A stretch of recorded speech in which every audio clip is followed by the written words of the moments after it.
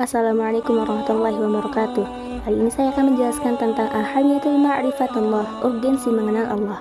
Mengenal Allah menjadi sangat urgen bagi seorang hamba seperti kita, karena yang kita kenali adalah Sang Pencipta seluruh alam yang telah menguasai manusia dan menyiapkan kebutuhan yang ada di langit dan di bumi. Berbagai dalil tentang sifatnya, asmanya yang tak terbantahkan, dan manfaatnya yakni menambah keimanan dan ketakwaan kita di dunia ini. Al-mawani' min ma'rifatullah, penghalang-penghalang dalam mengenal Allah. Ketika kita sudah bertekad mengenal Allah, maka ada penghalangnya. Yang pertama yakni penyakit syahwah, berkaitan dengan hati dan akan menyerang nafsu, juga kesenangan. Yang kedua ada syubhat, berbagai hal yang akan menimbulkan keraguan, seperti masalah akal dan juga logika. Yang termasuk penyakit syahwah adalah al-fiskul fasik. Orang yang fasik adalah orang yang ternoda kehormatan dan kredibilitasnya akibat kesalahan yang ia lakukan. Selanjutnya ada al-kibru, kesombongan. Orang yang sombong adalah orang yang menolak kebenaran dan juga meremehkan orang lain. Ada az-zulmu. Az-zulmu adalah orang yang melampaui batas dan menempatkan sesuatu yang bukan pada tempatnya. Al-kadhibu, dusta. Orang yang dusta akan mengantarkan pada dosa, sedangkan dosa akan mengantarkannya ke neraka. Al-ma'si, lawan kemaksiatan adalah ketaatan, sedangkan kefasikan, kesombongan, kezaliman dan dusta termasuk bentuk kemaksiatan. Yang termasuk penyakit syubhat adalah al-jahlu, kebodohan. Ada al-irtiyah, keraguan-raguan. Ada al-inhiraf, yakni penyimpangan. Kemudian ada al-ghaflah, lalai. Selanjutnya ada al-adillah ala wujudillah, bukti keberadaan Allah. Keberadaan Allah akan pencipta alam semesta dan kekuasaannya tidak akan terbantahkan karena banyaknya dalil dan bukti yang sangat nyata. Bukti yang pertama yakni bukti fitrah. Fitrah adalah sifat asasi manusia yang murni dan belum terpengaruh oleh faktor eksternal. Bukti indrawi, dengan bukti ini kita mampu melihat, mendengar, merasakan atau menyentuhnya. Kemudian bukti rasional, bukti ini kita dapat menganalisa teori sebab atau akibat. Bukti nas, yakni tentang ayat-ayat suci Al-Quran dan kitab sebelumnya yang menjelaskan tentang Allah. Dan juga bukti sejarah yang mencatat tanggal, peristiwa dan juga kejadian. Tauhidullah, yakni upaya mengesahkan Allah dalam Islam dan berawal dari rububiyatullah, yakni pengakuan kita bahwa Allah lah Rabb dan Tuhan semesta alam yang menciptakan dan juga memberi rezeki. Allah sebagai pencipta, dialah zat yang telah ada sejak zaman azali, tidak bermula dan tidak berakhir, yang menciptakan langit, bumi, serta isinya. Hingga hari ini tidak ada manusia yang dapat membuktikan bahwa pencipta lain selain Allah.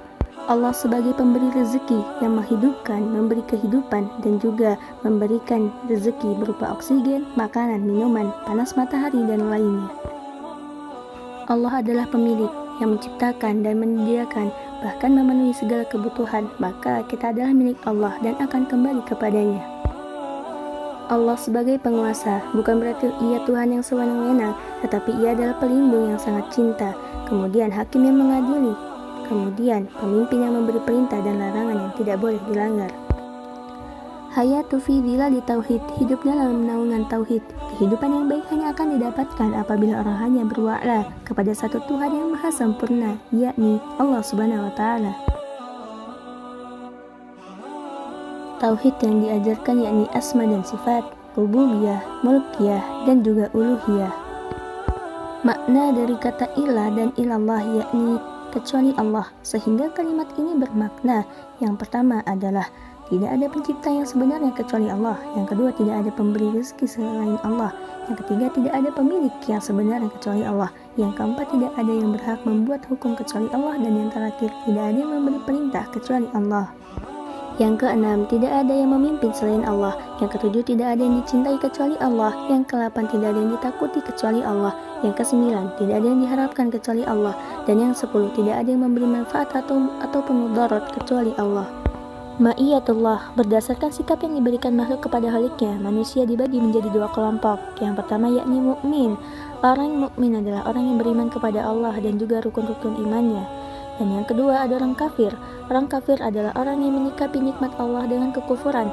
Ia mengingkari nikmat Allah yang ia terima setiap saat. Bahkan ada orang yang tidak mengakui nikmat dari Tuhannya.